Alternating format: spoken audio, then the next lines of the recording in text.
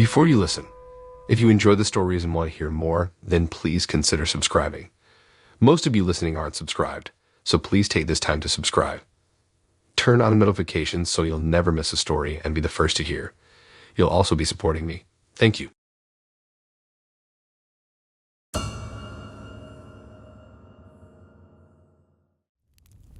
I've been using Tinder on and off for months, going on the occasional first date, but nothing that sparked a real connection. I was starting to think I might just delete the app altogether when I matched with Alex. His profile intrigued me. The pictures showed a handsome, athletic guy with warm brown eyes and a bright smile. The bio mentioned enjoying hiking, trying new restaurants, and volunteering at the animal shelter on weekends. He seemed outgoing, down to earth, and genuinely kind. We started messaging and hit it off right away. The conversation flowed so easily about everything from our jobs to our families to dreams of traveling the world one day. Alex had such an easygoing, funny personality.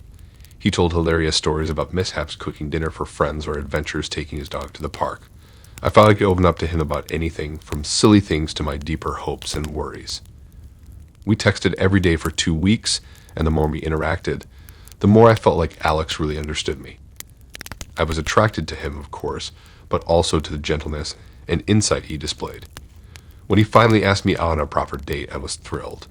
We decided to try a new farm-to-table restaurant that had just opened downtown. As soon as plans were made, I started obsessing about what to wear and how to do my hair. I was a little nervous, but mostly couldn't wait to see if our connection was as effortless in person as it had been online. The day arrived, and I took extra time getting ready, carefully choosing a flattering dress, experimenting with makeup until it looked just right. I drove to the restaurant with butterflies in my stomach, both excited and anxious to meet Alex face to face. The hostess led me to a table where a lone man sat. He looked up with a smile, but it took me a second to recognize him. The strong jawline and brown eyes were the same as the pictures, but he gained weight, had thinning hair, and looked at least 10 years older. I hesitated, wondering if I had the wrong table, but the expectancy on his face made it clear. This was Alex. We exchanged awkward hellos as I sat, my mind racing to reconcile this person with the handsome man I'd imagined. The conversation was stilted at first as I took in the dramatic discrepancies between his photos and real appearance. But after we ordered, Alex made a joke about his pictures being old, easing the tension. I laughed, and soon we were chatting more naturally about interests, stories from our lives, and ambitions. Underneath a different exterior, Alex's personality shone through. He exhibited the same curiosity, wry humor, and thoughtfulness I'd come to appreciate online. My initial surprise over his looks began to fade into the background. What mattered was the connection we shared. However, Alex seemed uncomfortable, speaking fast and fidgeting with his silverware. At one point he knocked over his water glass, cheeks flushing crimson as he apologized profusely. It dawned on me Alex was self-conscious about the stark contrast between his online persona and real self. My heart went out to him, and I resolved to put him at ease, keeping the conversation upbeat. Gradually his shoulders relaxed, and we both began enjoying ourselves. The food was excellent, but too soon we had finished eating. I was surprised to feel disappointed. I didn't want this date to end yet. When Alex asked if I'd like to take a walk around the neighborhood, I readily agreed. We strolled down streets lined with boutiques and galleries. Alex told me more about his tight-knit family, college buddies he still met up with, and how he got into hiking. I found myself laughing often. He described everyday events in a hilarious, self-deprecating way. I opened up too, sharing funny anecdotes that soon had him chuckling. The conversation flowed effortlessly, better than on any first date I could remember. We stopped for ice cream as the sun began to set. Sitting by a fountain eating our cones, Alex grew pensive. He admitted he had been terrified I would take one look at him and leave, judging him for misleading pictures. I said gently that I cared more about who someone was inside versus superficial appearances. Alex smiled gratefully, eyes crinkling at the corners, and said he felt lucky to have met someone so open-minded. I blushed, unexpectedly moved by his sincerity. Neither of us wanted the evening to end, so we walked slowly, making small talk well past the point of needing to say goodnight. Finally, I gathered my courage and told Alex I had a really wonderful time getting to know him better. His whole face lit up as he said he had too, more than he could remember enjoying a first date. We swapped numbers, already making plans to go out again soon. Driving home, I marveled at the unexpected turn of events. I had entered the date feeling skeptical, but came away thinking a real relationship could grow between Alex and I. It was a valuable reminder not to judge people too quickly and harshly based on superficial criteria. Alex was so much more than a few outdated photos. He was a caring, funny, insightful man. I didn't know where this would lead, but I was excited to find out. I remember the night I matched with John on Tinder so clearly. His profile picture showed him mid-lap on a ski slope, goggles askew, eyes crinkled with joy. His bio said he was an insurance salesman who lived for weekend adventures, skiing, skydiving, mountain climbing. I was intrigued by this cute guy living life to the fullest, so I swiped right. We matched immediately, and he messaged me right away. We exchanged flirty banter over the app for a few days. John asked me about my job.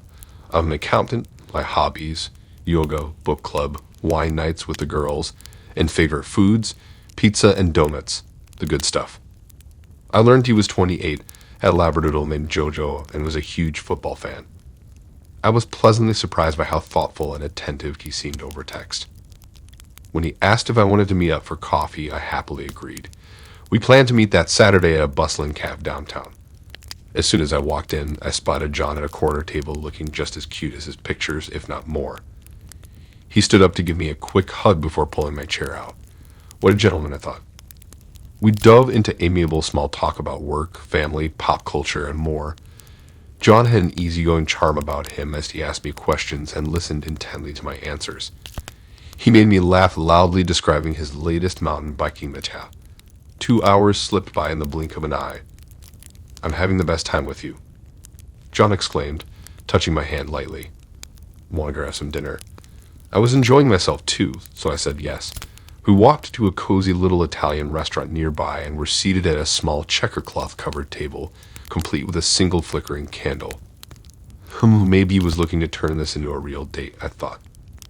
Over breadsticks and pasta, the conversation turned more personal and romantic. We talked about past relationships, childhood memories, and dreams for the future. John had a way of making me feel interesting, heard, and cared for. By dessert, our hands were intertwined on the table. I couldn't remember the last time I felt such an effortless connection. After dinner, John walked me slowly back towards my apartment building. We strolled hand in hand, the crisp night air filling with our laughter. Just as we reached my block, his phone buzzed. His brow furrowed as he read the text. Oh no, my roommate says there was some kind of electrical fire at our place. I can't go back tonight, he said, eyes full of dismay. My stomach dropped. Inviting this virtual stranger to stay over after one date was well outside my comfort zone. But glancing at his worried face in the dim glow of the streetlights, I couldn't just abandon him either. So against my better judgment, I heard myself say, I guess you can stay here for tonight. John's entire face lit up with relief. You're a lifesaver, he exclaimed, pulling me into an effusive hug. I smiled weakly, hoping I wouldn't come to regret my decision. We got in my apartment, and I quickly showed John the couch where he could sleep. He thanked me profusely for being so kind and understanding. I just nodded, suddenly eager to put distance between us. After an awkward pause, I mumbled a hasty goodnight before retreating to the safety of my room. I changed into pajamas and slid under the covers, reminding myself this was just one night. Except one night turned into a full week of John camped out on my couch. Each morning he had a new excuse for why he couldn't go back to his place yet. Repairs were still underway, his dog was having behavioral issues, his mom was visiting for a long stay. I'd raised my eyebrows in silent skepticism. Well, let it slide. He seemed harmless enough, if a bit oblivious overstaying his welcome. But over the next few days I started noticing odd things. Items of John's clothing draped over chairs, protein powder jars left out on the kitchen counter, a noticeable dip forming on the couch cushion where he slept each night. It finally struck me that John was starting to act like he belonged there, like my apartment was suddenly AIS too. I came home from work one day to find his dirty dishes piled in the sink, workout gear tossed haphazardly by the door, spoiled milk left out on the counter, just like a lazy teenage roommate. My provider instincts kicked in. John, don't you think it's time you headed home or found somewhere else more permanent to stay? It's been over a week now, I gently suggested. Come on, cut me some slack here. I really like you and I thought we were starting something special, John replied with an exaggerated frown. Somehow I found myself stammering apologies for being so insensitive.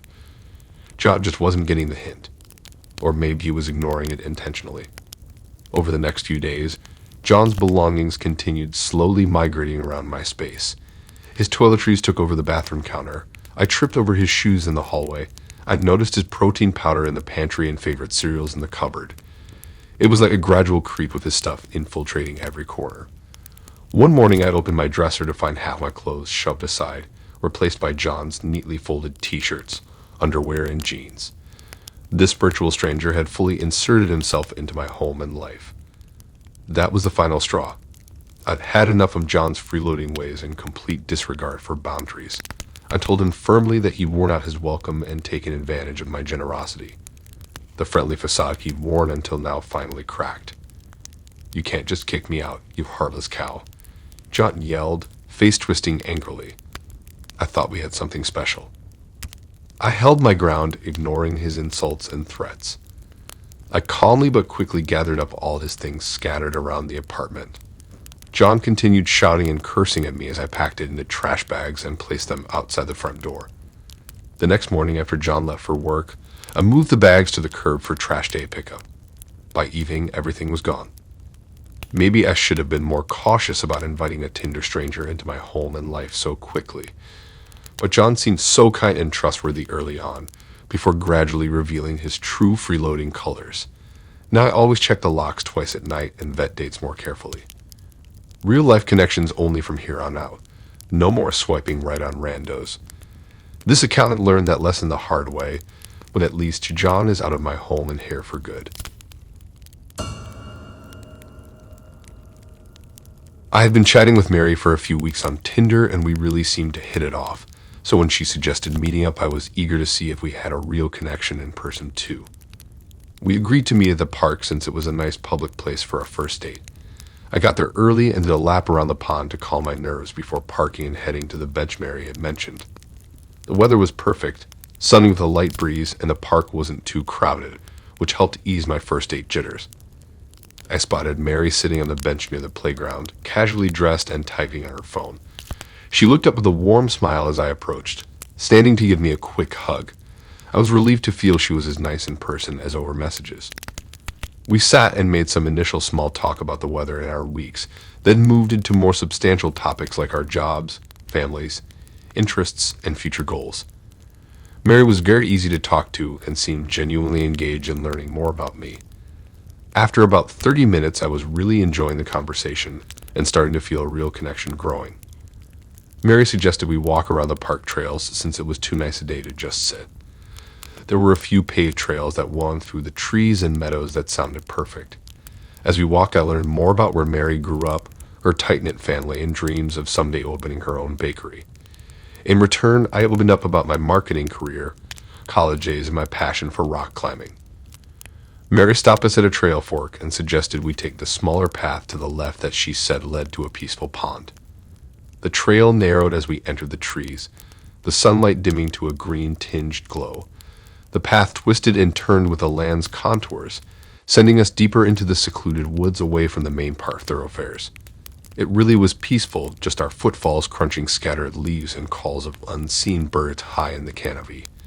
But the further we went with no one else around, the more I felt the hairs on my neck prickling anxiously. Finally, I spotted the sun glinting off water through the trees up ahead. Just then, Mary gestured to a side trail cutting right. "This way leads to the best view," she said, setting off without waiting for an answer. I hesitated, glancing longingly at the pond, but didn't want to argue, so followed her down the even narrower path. We pushed through tightly packed underbrush until the new trail opened onto a small clearing. But something wasn't right.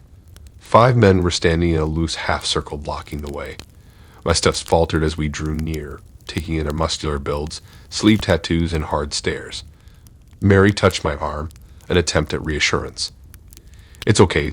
These are just some friends I told about our date. They wanted to meet you too." Her voice sounded confident, but there was a tenseness to her smile that set my nerves on edge. We halted awkwardly in front of the men who looked me over with predatory eyes. Before I could speak, the one I took to be their leader stepped forward and grabbed Mary's arm aggressively. "You said this guy would have cash on him. Where's the money?" Mary yanked her arm free with a scowl. "I told you I'm still getting to know him. I need more time." The man moved into her space, faces inches apart. "We gave you time. Now pay up or else." My blood turned to ice, finally grasping the danger of the situation as their scheme became clear. This had all been a setup to lure me out alone and rob me. We were deep in an isolated part of the park, and I was outnumbered 5-1. Fear flooded my system. I had to get away somehow, but they had us surrounded. The leader released Mary as 2 other men closed in, shoving me hard while aggressively patting my pockets. "Check his wallet," one barked. Before I could react, rough hands plunged into my back pocket, ripping out my wallet and flipping through the empty cash slot with a snarl. Out of the corner of my eye, I saw Mary looking on passively as if she barely knew me. The head guy moved in close, his bulk forcing me to stumble back a step. "You better tell us what assets you got if you want to make it out of here intact." His threat hung in the air as I frantically weighed my options. With no other choice, I gave them my address and other details, hoping police could monitor for break-ins. Satisfied for the moment, their leader signaled, and 2 men clamped painful grips on my arms, marching me back up the winding trail at a brisk pace. Panicked thoughts swirled through my mind as I struggled to keep up, desperate to get safely away. We finally emerged from the trees, and the men released me with a shove, sending me stumbling into the open park. I walked to my car without looking back, hands shaking so badly I could barely get the key in the ignition. I sat breathing heavily, trying to process what had just happened and calm my racing pulse. As soon as I felt steady enough, I called the police to report the harrowing encounter and provide descriptions of the men. Over the next few anxious days, I checked my accounts obsessively for any suspicious activity. Weeks later, I still feel a spike of adrenaline if I even drive past that park. I deleted all my dating profiles, too paranoid to risk another set. It's unsettling to think their scam could be going after others like me who just wanted to make a real connection.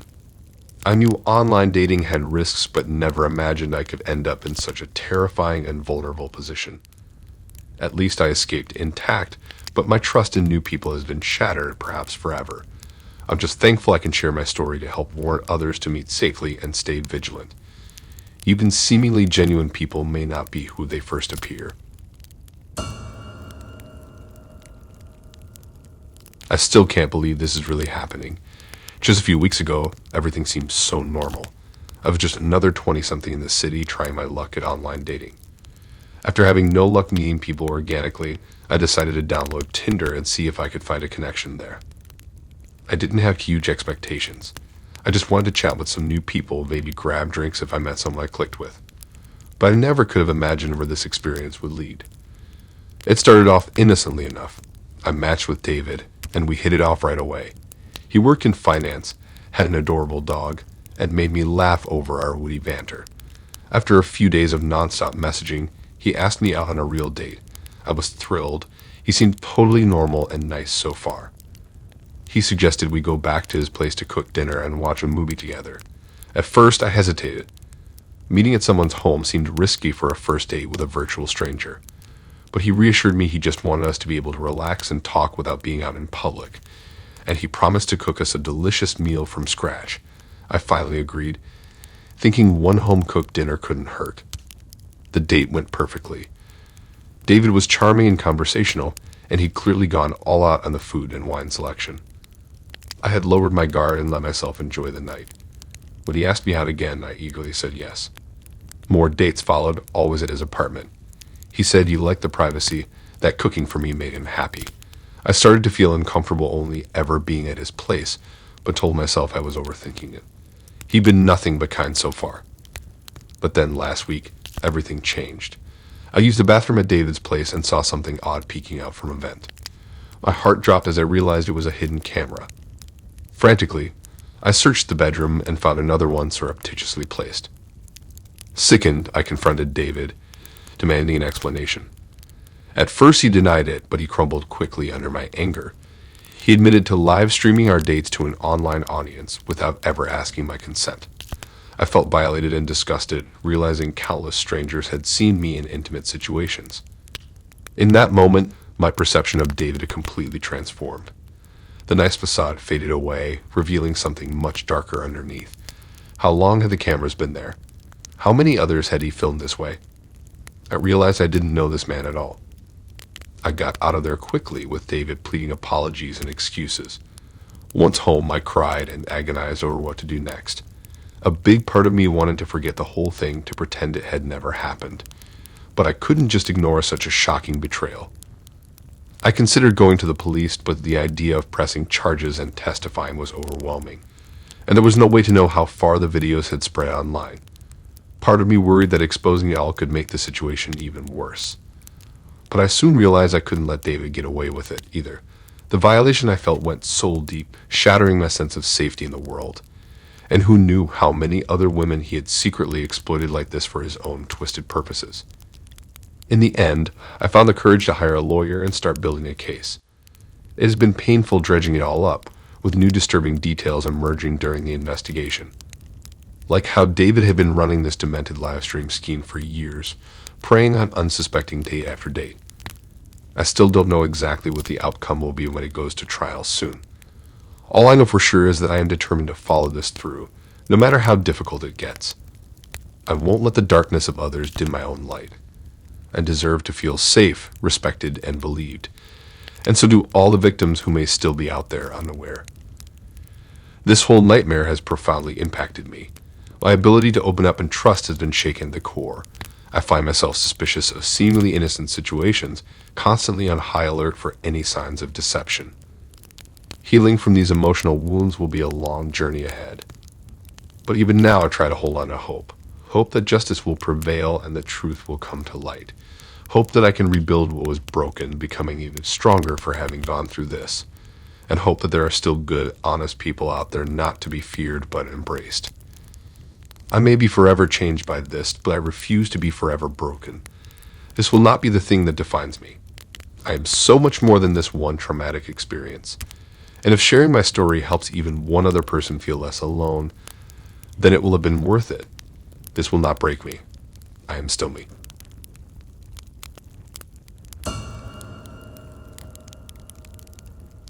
I remember the excitement I felt when I first matched with Alex on Tinder.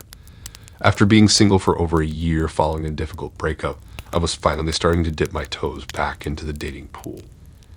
None of the other Tinder matches had piqued my interest, but Alex's warm smile and witty bio convinced me to take a chance and swipe right. When we started messaging, conversation flowed easily. Alex had recently moved to the area for a new job, and was just as eager as I was to make a real connection. We bonded over our shared love of hiking, indie films, and trying new cuisines. Soon we were texting morning, noon, and night about everything and nothing at all. After a few weeks, Alex suggested we meet up for dinner and drinks. I spent far too long agonizing over my outfit, but the first date nerves melted away as soon as I saw them waiting for me outside the restaurant. We talked and laughed for hours, shutting down the restaurant. Everything felt comfortable, familiar. At the end of the night, we shared a brief, electric first kiss that left me giddy with anticipation for what was next. Alex and I fell into an easy routine after that. Hiking on the weekends, dinners after work, and late-night phone calls while curled up in our respective beds. We opened up to each other, sharing secrets and insecurities most people didn't know. It felt like Alex knew me, the real me, and accepted me wholly. 2 blissful months passed before we decided to take the next step and make things official. The giddy feeling of being in a relationship was exhilarating. I found myself daydreaming about our future together during work meetings, picturing lazy Sundays spent reading the paper in bed and eventually moving in together. For the first time in a long while, I felt truly happy. It was Alex who first brought up the idea of me coming to visit them. Their work schedule had prevented them from making the hour drive to see me as often as we'd like. After talking out the details, we decided I would surprise them one weekend when I knew they had some time off. The thought of finally seeing where Alex lived, meeting their friends and neighbors, filled me with anticipation. The morning of the visit, butterflies fluttered in my stomach as I packed up my overnight bag and a bouquet of sunflowers, Alex's favorite. The drive went quickly as I sang along to my pump-up playlist, giddy with excitement. I pulled up to the address Alex had given me, a charming little blue house with a big front porch. Perfect for reading together on lazy Sundays, I thought with a smile. I took a steadying breath, smoothed my hair, and walked up the front steps. As I raised my hand to knock, the curtain in the front window shifted.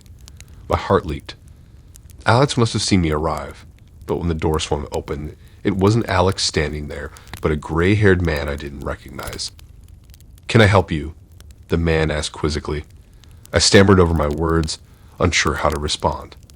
"Sorry, I must have the wrong address. I'm looking for Alex." The man's forehead creased. Alex. No one by that name here. My stomach dropped to my feet. What was happening? I knew this was the right address. Alex had to be here. The man watched me shift on my feet awkwardly before closing the door. I turned and walked back to my car, mind spinning. Had I written the address down wrong? Was Alex playing some kind of prank on me? No, they wouldn't do that, I was sure of it. I had to have just mixed up the house numbers or street names somehow. I pulled my phone out to call Alex, hoping they would have an explanation, but their phone went straight to voicemail.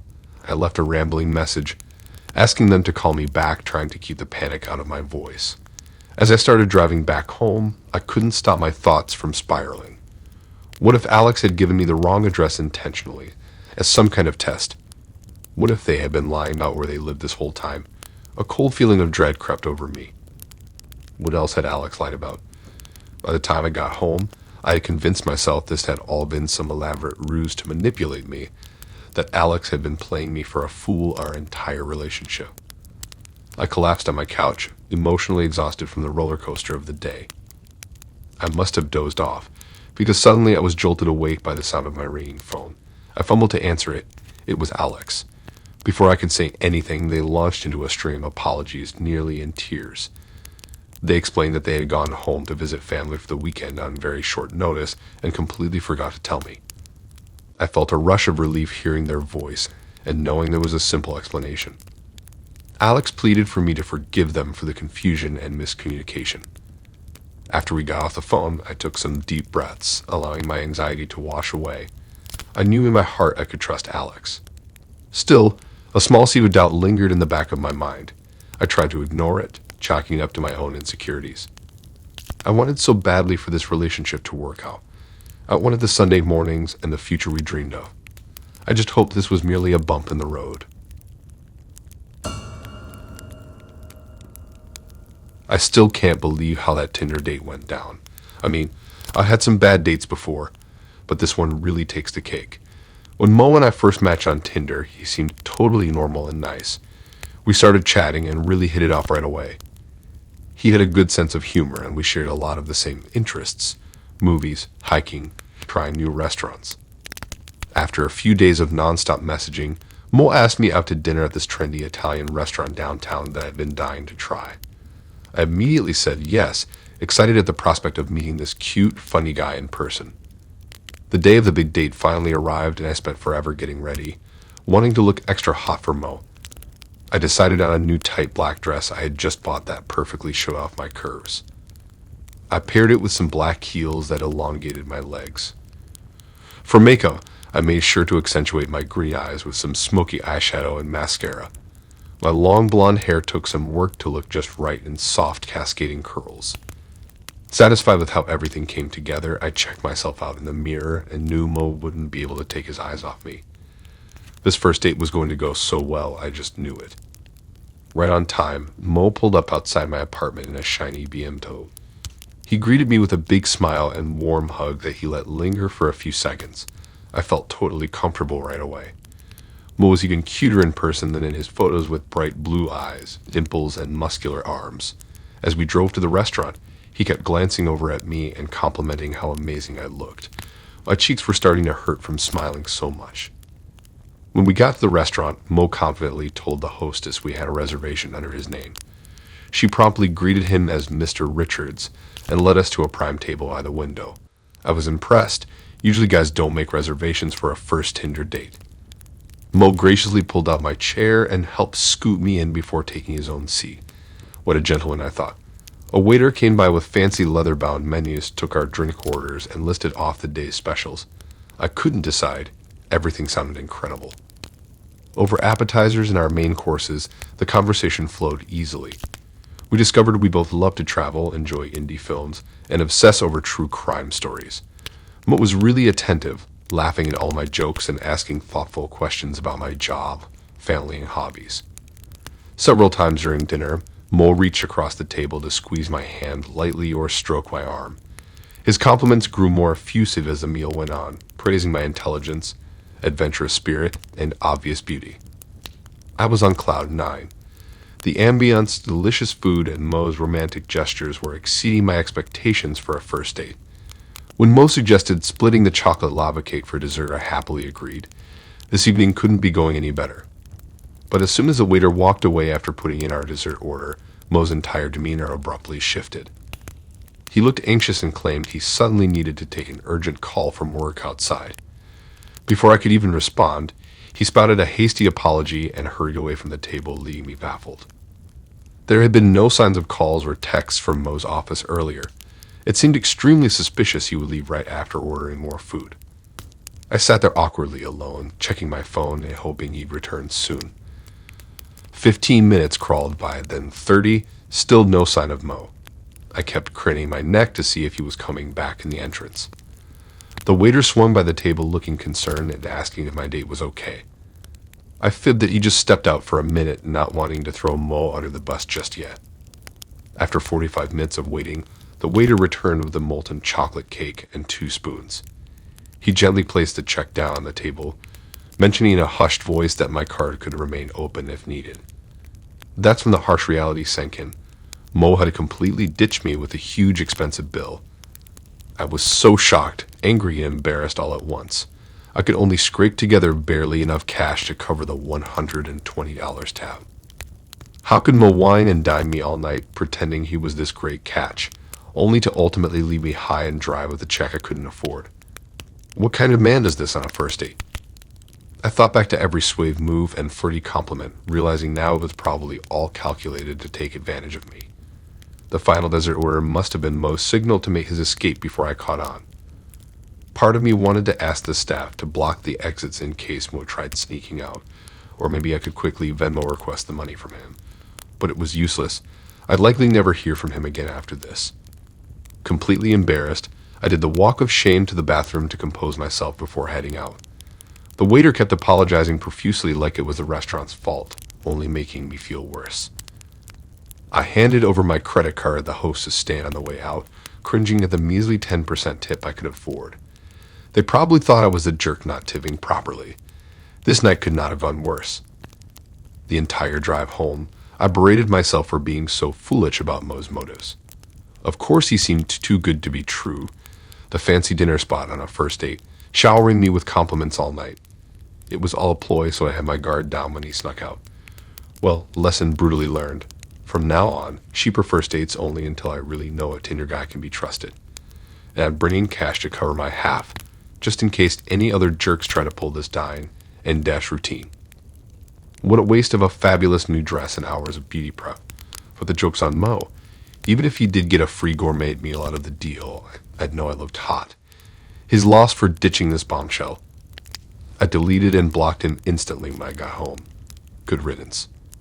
So girls, beware of charming Mo and his too smooth Tinder game. Don't get saddled with a bill like me. But at least I've got one crazy story to share with my girlfriends now, even if it was the day from hell. I don't even know why I downloaded Tinder in the first place. Online dating has never really been my thing. But after being single for over a year since my last relationship ended, my friends were starting to get concerned. They said I was becoming a hermit and insisted I needed to put myself back out there. Tinder was their grand solution for how I could meet people without having to drag myself to bars and clubs. I resisted at first, insisting I was happy on my own. But after a few weeks of constant nagging, I finally caved and made a profile. Swiping through what felt like endless selfies and gym mirror pics was mind-numbingly boring. But after about a week, I matched with a girl named Emily who really caught my eye. She had beautiful, dirty blonde hair that flowed just past her shoulders. Her big brown eyes popped in this cute natural makeup look. But what drew me in most was her smile. Not a huge, toothy grin, but a subtle, closed mouth curl of the lips that seemed sweet and endearingly shy. We started messaging back and forth and hit it off right away. She told me she had recently moved to the area for an accounting job, which piqued my interest since I'm also an accountant. I asked how she was liking the city so far, and she admitted she was having trouble meeting people or making friends. That resonated with me. I definitely know how tough it can be to create a new social circle from scratch as an adult, so I understood why she turned to Tinder to connect with people. Our conversations flowed so naturally it felt like we were old friends catching up. I looked forward to her messages brightening up my day. After 2 weeks of consistent chatting, I finally worked up the courage to ask if she wanted to meet up for dinner sometime. I suggested a pub I'd been meaning to try that had great burgers and a solid beer selection. She enthusiastically said that sounded perfect, and we made plans to meet there on Friday at 7 p.m. I'll admit I was feeling extra nervous as the date approached. I took longer getting ready than I have for any date in years, showering, shaving, styling my hair just right. I even spritzed on a bit of cologne, which I never bother with on a regular day. I think some part of me hoped this could turn into something real. I got to the restaurant 10 minutes early and asked for a table at the front door so I could watch for Emily's arrival. Right at 7 p.m. on the dot, I saw a woman walk in hesitantly glancing around. We made eye contact and she gave a little wave. But as she got closer, my excitement faded. This was definitely not the girl from the Tinder pictures. The real Emily had to be at least 60 pounds heavier than her photo suggested, and her face was a far cry from the fresh-faced selfies she had posted. She had obvious cystic acne scarring covering her cheeks. I could barely hide my disappointment and shock. This was not at all what I expected. We exchanged awkward introductions and she sat down. I asked if she'd like to start with some appetizers and suggested mozzarella sticks and potato skins. Really, I was just buying time, desperately trying to figure out how to handle this situation politely. Part of me wanted to fake an urgent phone call and bolt out of there immediately, but that seemed overly rude and drastic. When the waiter came by for our order, Emily asked what food I recommended since it was my first time here too. I nervously admitted I had actually never been to this pub and just picked it off Yelp reviews. She laughed good-naturedly and made some joke about us both being Tinder newbies. I forced a polite smile and I'm sure it looked more like a grimace. As we waited for the appetizers, I tried to make casual small talk, but kept zoning out staring at this stranger across from me. She seemed nice enough, but I was totally turned off and frustrated that she had so obviously misrepresented herself online. It felt like false advertising, and I wondered if she made a habit of catfishing guys. Once the mozzarella sticks arrived, I discreetly texted my roommate under the table to call me with a fake emergency so I have an excuse to leave. After enduring 15 more excruciating minutes of stilted conversation, my phone rang right on cue. I pretended it was my roommate locked out of our apartment and said I had to go let him in. Emily didn't seem to suspect anything and said we have to reschedule dinner sometime. I agree half-heartedly before grabbing my coat and rushing out. I felt the twinge of guilt bailing like that, but I was more put off by her deception. If her photos had been truthful, I would have politely declined over Tinder. I never would have asked her out in the first place. The whole night felt like a waste of time based on her dishonesty. As soon as I got to my car, I deleted my Tinder account.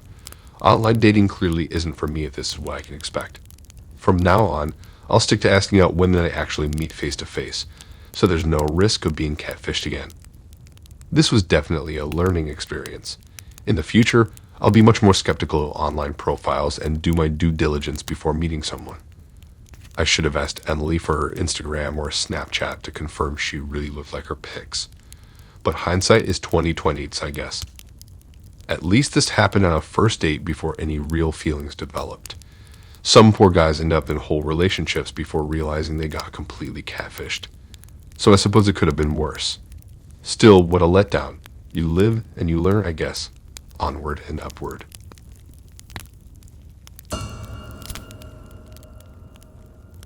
I still can't believe how that Tinder date with Hardy went down. When we first matched on the app, he seemed totally normal, cute pic, smart bio, made me laugh over chat. We decided to meet up on Saturday afternoon at the park by my place. I was excited, but also really nervous since it was my first time going on a date with someone from online. I got to the park early and sat waiting on a bench near the fountain. I kept double-checking his photos so I'd recognize Hardeep when he got there. Every time a guy who looked remotely like him walked by, my heart would skip a beat. After about 15 minutes, I finally spotted Hardeep strolling up the path looking just like his pics. He gave me a warm hug and said it was great to meet me in person. We started walking slowly around the park together. The conversation flowed easily. He asked me about my job as a teacher, and we realized we both loved watching The Office. His sense of humor was great. He kept making me laugh with little jokes and comments as we were talking. I started to relax and think maybe this guy could actually be someone I'd want to keep seeing. We walked for probably 20 minutes before stopping by a hot dog cart to grab a snack. Hardeep insisted on paying. We sat down in the grass near the playground while eating our hot dogs. Kids were running around and I was feeling extra happy being out on such a gorgeous sunny day. Everything seemed to be going perfectly so far. But suddenly, I heard angry yelling across the park. This girl who looked about my age was storming towards us looking furious, mascara running down her face from crying. I froze, having no idea what was happening. She didn't even glance at me but went right up to Hardeep, screaming about how could he cheat on her and who was I. My heart sank realizing Hardeep had a girlfriend this whole time. Hardeep tried calming her down, saying I was just a friend from work and nothing was going on. But the girl clearly wasn't buying it. She started sobbing, saying she knew he was lying. She saw our Tinder messages on his phone. I sat there stunned, my hot dog still half eaten in my hand.